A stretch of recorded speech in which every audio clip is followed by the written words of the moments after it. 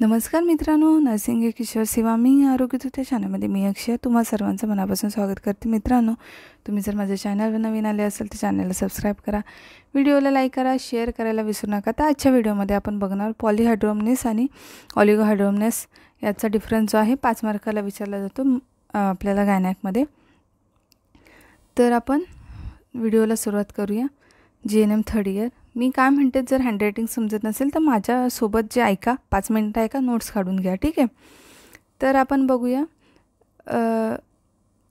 पॉलीहायड्रोमनेस म्हणजे काय, ते अमनिओटिक द्रव पदार्थ जास्त। ऑलिगो म्हणजे काय, तर म्हणजे अमनिओटिक द्रव पदार्थ आहे ते कमी असणे, ठीक आहे। तर म्हणजे काय अमनिओटिक म्हणजे, तर हे गर्भजल असून गर्भाशी संबंध असतो ह्याचा, ठीक आहे। हे गर्भजल आहे आणि ह्याचा गर्भाशी संबंध असतो। हे सुद्धा गर्भजलच आहोत, याचाही गर्भाशी संबंध येतो, ठीक आहे।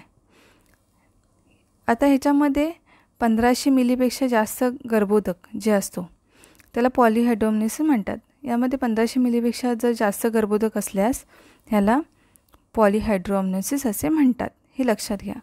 तर 500 मिलीपेक्षा कमी गर्भोदक असल्यास ऑलिगोहायड्रोमनेसिस असं म्हटलं जातं। 500 मिलीपेक्षा जर कमी झालं गर्भोदक तर त्याला ऑलिगोहायड्रोमनेसिस असं म्हणतात। हा तिसरा फरक आहे। त्यानंतर आहे याच्या जास्त प्रमाणामुळे बाळाच्या आता गर्भाच्या जीवास धोका असतो। ह्याचं जास्त जर प्रमाण झालं तर ह्याच्यामुळे काय होतं, बाळाच्या आता गर्भाच्या जीवास धोका असतो। याच्या कमतरतेमुळे गर्भाच्या जीवास धोका निर्माण होतो। म्हणजे दोन्हीमध्ये धोका आहे, जास्त झालं तरी बाळाला धोका आहे, कमी झालं तरी बाळाला धोका आहे। तर याच्यामुळे प्रीमॅच्युअर डिलिव्हरी होण्याची शक्यता जास्त असते। याच्यामध्ये काय होतं, प्रीमॅच्युअर डिलिव्हरी होण्याची शक्यता जास्त असते। तो ऑलिगोमध्ये काय होतं, यामध्ये गर्भाच्या जीवाला धोका अथवा मृत्यू होण्याची शक्यता असते। याच्यामध्ये सुद्धा सेमच आहे, म्हणजे बाळाचं जे बाळ असतं ते आईच्या पोटामध्ये जो गर्भोदक आहे त्याच्यामध्ये असतं। जर तो पूर्ण कमी झाला सडनली 1000 मिलीपेक्षा, म्हणजे 1000 मिली असलं पाहिजे, 1200, आता 1500 झाले आणि अचानक कमी झाले, ठीक आहे।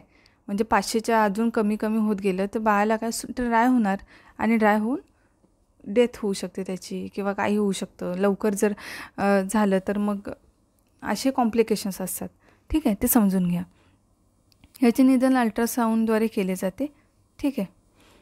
आणि ह्याचंही निदान जे आहे ते अल्ट्रासाऊंडद्वारे केले जाते, कारण सोनोग्राफीमध्ये कळून येतं, सोनोग्राफी ज्या केल्या जातात त्याच्यामध्ये। याची कारणे आईला मधुमेह असणे, ठीक आहे, अनुवंशिकता आहे, आई आणि बाळाची रक्तगटाची विसंगत, यामध्ये गर्भाच्या मूत्रनिर्मितीचा अभाव किंवा मूत्रमार्गातील विकृती, ठीक आहे। त्यानंतर आहे 8वा पॉलीहायड्रोमनेसिस 1% गर्भधारणेमध्ये आढळतो आणि ऑलिगोहायड्रोमनेसिस जे आहे ते 11% प्रेग्नन्सीमध्ये आढळतो, ठीक आहे। त्याच्यानंतर गर्भधारणेच्या आठवड्यानुसार पोट मोठे वाटणे। दुसरं काय असतं, तर पॉलीहायड्रोमनेसिस म्हणजे गर्भधारणेच्या आठवड्यानुसार पोट कमी म्हणजे मोठं वाटतं आपल्याला। याच्यामध्ये गर्भधारणेच्या आठवड्यानुसार फंडलची उंची कमी असते, ठीक आहे।